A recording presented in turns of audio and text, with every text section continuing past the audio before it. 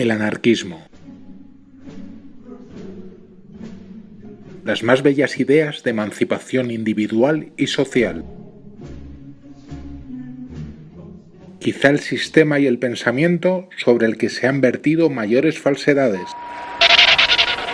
Pues sí, anarquismo en la historia es lo que nos ocupa hoy, y alguien dirá que los autores de los que vamos a hablar no se pueden considerar explícitamente libertarios. Bueno, Howard Zinn, cuyo fundamental libro La otra historia de Estados Unidos ya reseñé en su momento, dejo el enlace por aquí arriba, pues Zinn en una entrevista consideró que el movimiento trascendentalista era una forma temprana de anarquismo. Otros autores han considerado que las figuras de este movimiento fueron los primeros en enfrentarse al mundo tal y como lo conocemos hoy. Hay que comprender que este movimiento se desarrolla en un momento en que Estados Unidos se estaba convirtiendo en lo que hoy conocemos como mundo desarrollado. Mundo desarrollado más bien entre comillas.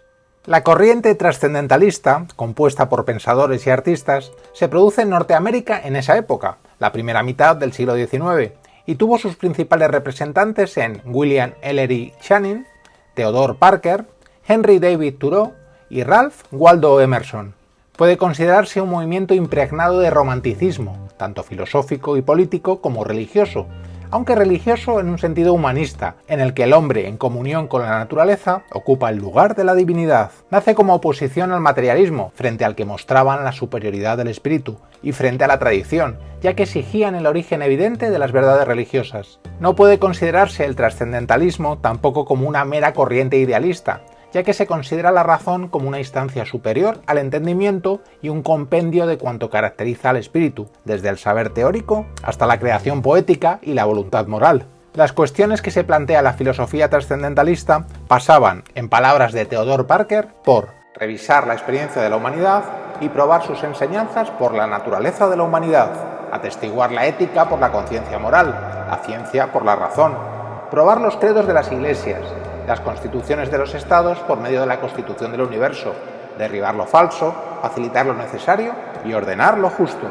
Uno de los imperativos trascendentalistas es, por tanto, experimentar la realidad por uno mismo, cuestionando todo lo que nos viene dado, afirmando la individualidad y la originalidad. Emerson consideraba todo hecho de la naturaleza como un reflejo y un signo de un hecho del espíritu. De esa manera, los hechos naturales serían caminos que conducen a realidades que se pueden llamar trascendentes, que se encuentran en el fondo del alma y también de las propias cosas. De esta manera, según esta visión, Emerson insistirá constantemente en que cada ser está dotado de su propia ley, lo que le permite poder realizarse plenamente. No resulta extraño, por lo tanto, que se considere el trascendentalismo como un precedente del anarquismo cuando se consideran los gobiernos un resultado de la mezquindad de los seres humanos. Emerson, en su obra Politics, dirá: allí donde existan hombres egoístas, habrá siempre un gobierno coercitivo. El amor a la naturaleza también caracteriza la visión trascendentalista, por lo que la corriente religiosa del movimiento puede verse también como un cierto panteísmo. De nuevo Emerson: hay una confluencia entre el alma humana y todo lo que existe en el mundo. Thoreau es otro autor que puede considerarse de gran originalidad dentro del pensamiento norteamericano. Tuvo una gran amistad con Emerson y sería en la revista de este último, The Dial, donde publicó sus primeros trabajos. Resulta admirable el comportamiento de Thoreau cuando se niega a pagar impuestos en protesta contra la esclavitud y contra la guerra de su país contra México. Debido a esto fue encarcelado en 1848 y puede considerarse una de las primeras acciones de desobediencia civil frente a la arbitrariedad del Estado. Thoreau acabará escribiendo una obra con ese título sobre la desobediencia civil y continuará claramente la obra de Emerson cuando afirma frases como esta: el mejor gobierno es el que no gobierna en absoluto. Se ha considerado la obra de Thoreau más una actitud vital que una cuestión doctrinaria o de construcción política. La desobediencia civil apelará a unos principios superiores en su afán de lucha contra la injusticia, unos principios reconocibles por la conciencia individual que se elevan por encima de la legalidad política. Desde el punto de vista ético e individual, esta actitud parece esencial para la profundización democrática en un sentido quizá negativo, el derecho a la disidencia y a la desobediencia civil, herencia plenamente aceptada por los anarquistas y que hoy forma parte de todo movimiento social de carácter transformador. Thoreau fue un rebelde solitario que, consecuentemente, vivirá muchos años en los bosques, donde escribirá otra de sus grandes obras, Walden.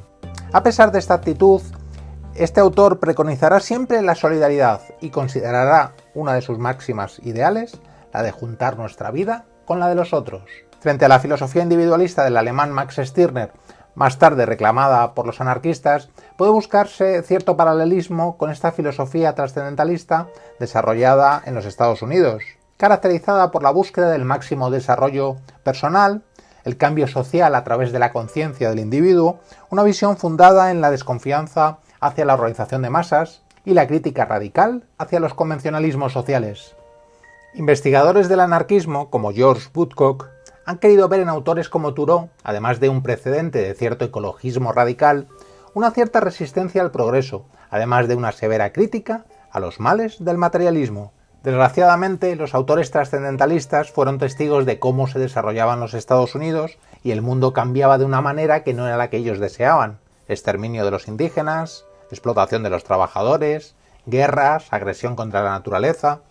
Puede considerarse a menor escala como un precedente de lo que luego sería la globalización capitalista. No resulta extraño que este grupo, dado este contexto, desarrollara una fuerte crítica a la autoridad y denunciara los males de un materialismo desprendido totalmente de componentes éticos.